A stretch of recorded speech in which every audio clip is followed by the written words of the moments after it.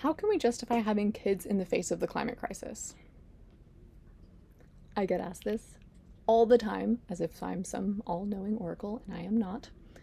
But usually when people ask me this, it's coming from a place of deep concern. They want to know if it's safe to have kids, if their kids will have any future at all. And today, we're going to talk about it. Hi, I'm Tara, your artist at law. I live aboard a sailboat where I share ideas about uniting human activity with habitat and generally how to change society for the better. And this video is largely prompted by my Substack post coming out tomorrow. No, it came out already. The big, beautiful, ugly bill that was just passed in the United States. I wrote about that in relation to how that impacts climate projections. And a reader privately messaged me essentially asking this question about having kids in the face of climate change. And I have been writing about the climate crisis for years, and also as a woman with what everyone assumes is a functioning uterus, people ask me all the time if I'm gonna have kids, especially as someone who knows about climate. And this is actually like a massively personal question, and there are many factors that go into it. And so what we're gonna do here is discuss it with the nuance and compassion that it deserves. And if you are on the fence about having kids and you're struggling with this decision for what I'm sure are a number of reasons, highly recommend this book, Without Children, A Long History of Not Being a Mother. It's written by a historian, and it's really fantastic because each chapter shares essentially a historical answer of why over the decades people have decided not to have kids. Those reasons include outside support, family, aunties, uncles, grandparents, and the most recent reason, of course, is climate. So, given how often I'm asked this question, I wanted to dig in a little bit more to see if people are actually justifying having kids in the face of climate change, or if it's more of a blissfully unaware scenario. And the first thing I thought of was this news article I read in 2018. And it interviewed a bunch of people across the United States. This will be a US focused video because that's where I spent most of my life. Anyway, it interviewed people across most of the United States, and there were a huge range of responses. Of course, some people were choosing to have no kids at all because they're terrified about the future. Other people were choosing adoption instead of biological children to not increase the carbon footprint. And then there were people choosing to have fewer kids, like they wanted 2 or 3, they decided to have 1. And then there was even a mother who decided to have a second child because the first child, she was less aware of climate change, and once she saw what was coming, she felt really a deep sadness at the idea of her child facing ecological and societal collapse alone, and thought having a sibling to face it together was the better option.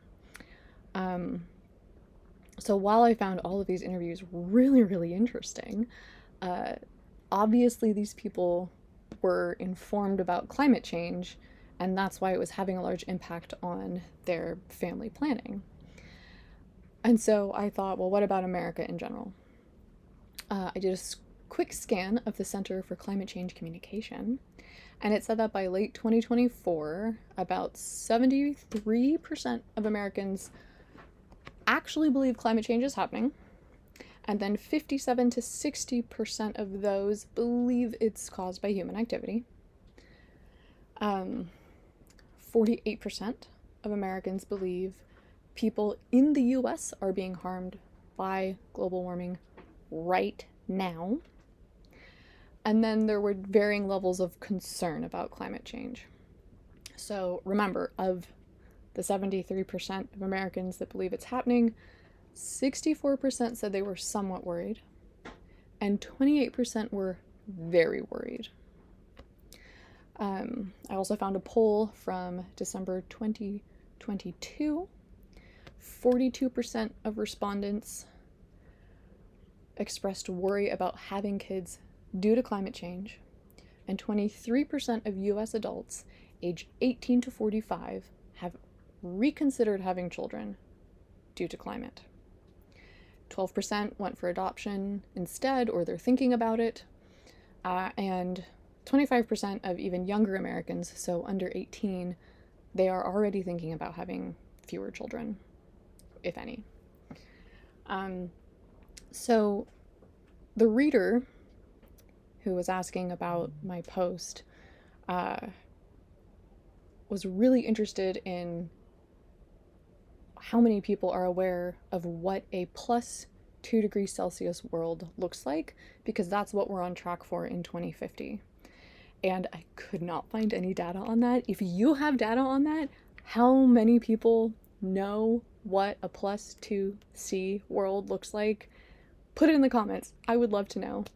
But based on the numbers I did find, I suspect that the 28% of people who are very worried are probably the ones who know the details of what 2 degrees warmer is going to look like in 2050.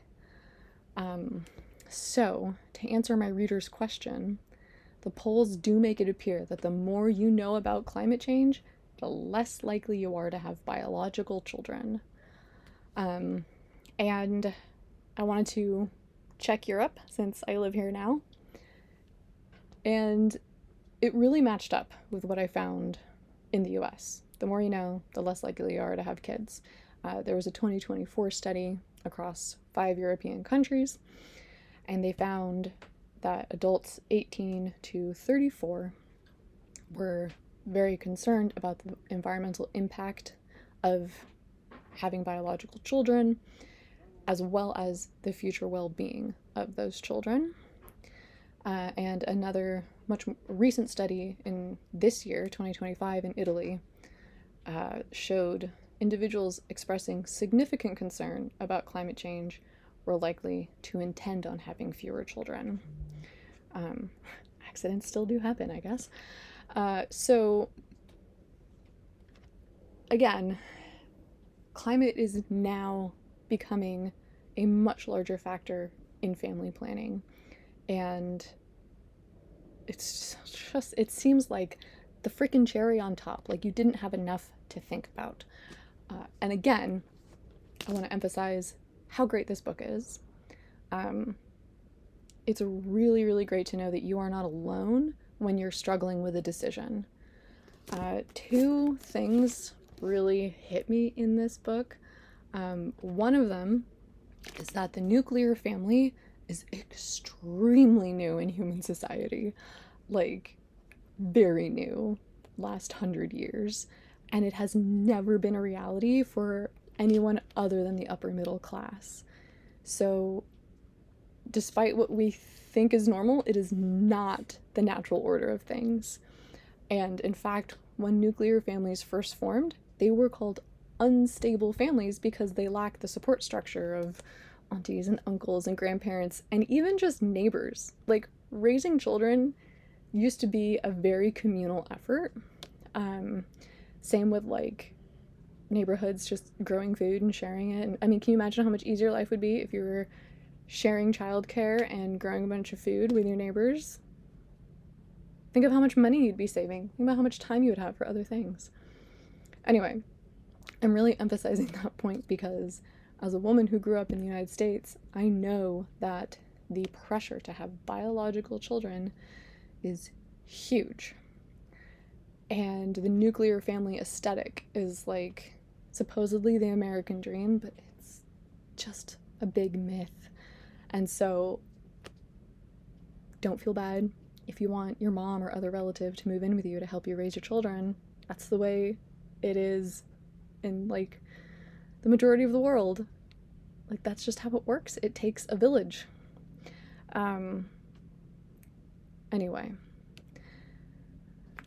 Additionally, the chapter on not having kids for environmental reasons, you know, it's been around for a while now. There used to be a slogan in the 70s that was "Save the Earth, don't give birth," because they were really concerned about population and the strain on resources.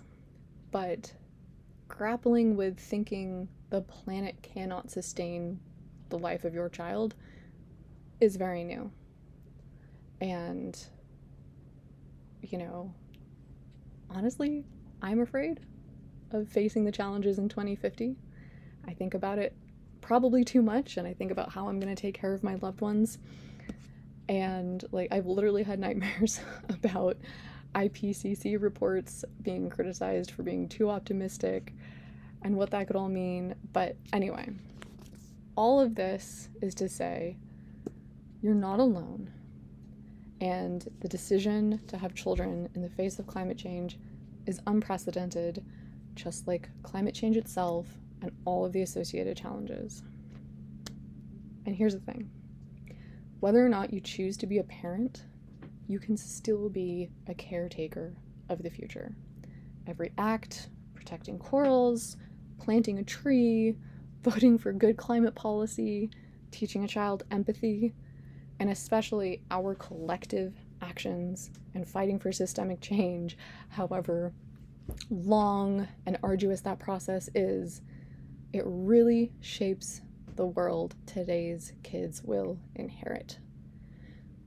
Susan B. Anthony never got to vote, but she made sure that we all could in the States. She was part of that effort. You can be part of a similar climate effort. So, if you want to know more about how to put your skills and talents to work, I have got my Substack post in the description below. I swear I can speak English. In the description below. And you can check my Substack tomorrow for a written description of this video with all of those numbers I said and some more detail. So, I know this is a really personal topic, and if you're comfortable, let's continue the conversation in the comments. Maybe your thoughts can help someone who's struggling. Yeah. Everyone out there, good luck with all of your climate